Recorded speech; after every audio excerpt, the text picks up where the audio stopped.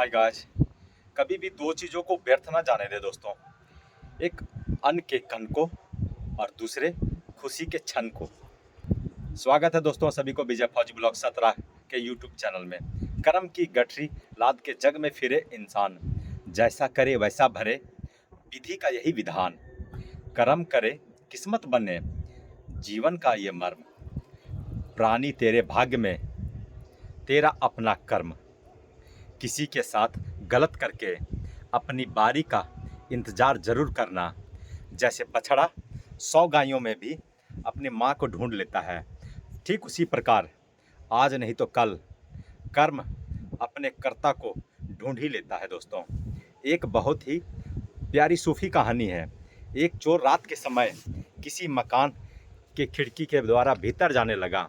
खिड़की की चौखट टूटी और गिर पड़ा और उसकी टांग टूट गई। अगले ही दिन उस मकान के मालिक पर मुकदमा कर दिया और अपने टांग के टूटने का सारा दोष उस मकान के मालिक पर मढ़ दिया। मकान के मालिक को अदालत बुलाया गया तो उसने अपने सफाई में कहा कि इसका जिम्मेदार तो बढ़ई है जिसने ये चौखट बनाई है। अब बढ़ई को बुलाया गया, उसने भी सफाई दी। मकान के दीवार ही कमज़ोर थी, चौखट टिक नहीं पाई। कसूर तो ठेकेदार का है। जब ठेकेदार को बुलाया गया तो उसने अपनी सफाई दी। जब मैं ये दीवार बना रहा था तो एक महिला वहाँ से गुजरी थी और मेरा सारा ध्यान उसी ने आकर्षित किया था, इसीलिए इस दीवार में कमी रह गई। कसूर तो उस महिला का है। अब उस महिला को बुलाया गया। महिला ने कहा, मेरी तरफ तो आज तक किसी की नज़र नहीं उठी। वो तो उस दिन मेरा लिबास तंग था, शायद इसीलिए ठेकेदार की नज़र उठी। कसूर तो दर्जी का है। अब दर्जी को बुलवाया गया। जानते हैं वो दर्जी कौन था? वो दर्जी कोई और नहीं, वही चोर था जिसके टांग उस चौखट की वजह से टूटी थी। जो गड्ढा हम दूसरों के लिए खोदते हैं उसमें एक ना एक दिन हम खुद ही गिरते हैं। मन की सोच अगर सुंदर है तो सारा जग सुंदर है।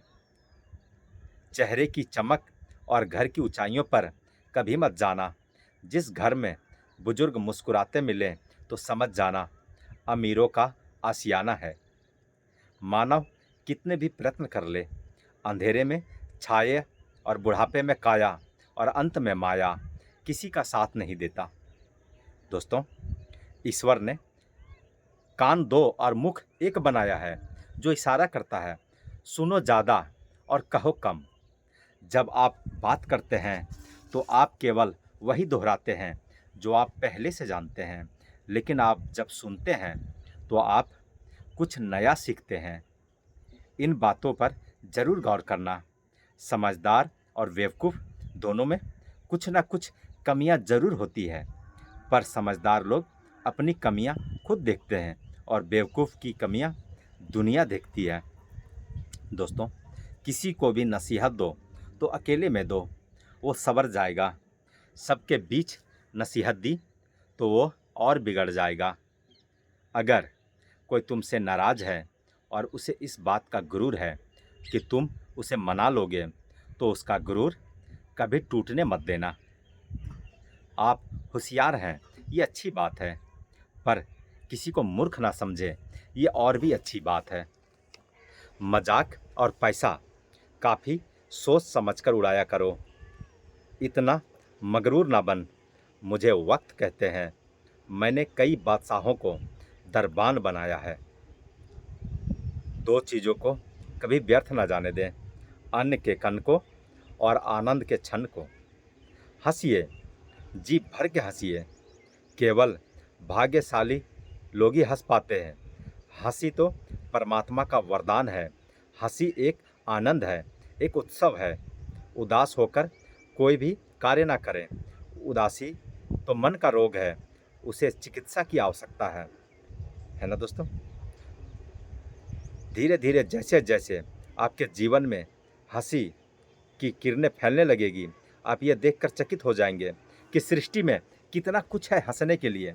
जिधर देखो उधर ही हंसने की घटनाएं हैं। बस इसके लिए एक दृष्टि चाहिए, सही दृष्टि कौन चाहिए। सबका ख्याल रखें, पर अपना भी ख्याल रखें। हमेशा हंसते रहिए और चैनल में नए होंगे तो चैनल को सब्सक्राइब करें और बेल आइकन की घंटी को दबाना ना भूलें। जय हिंद दोस्तों सभी को।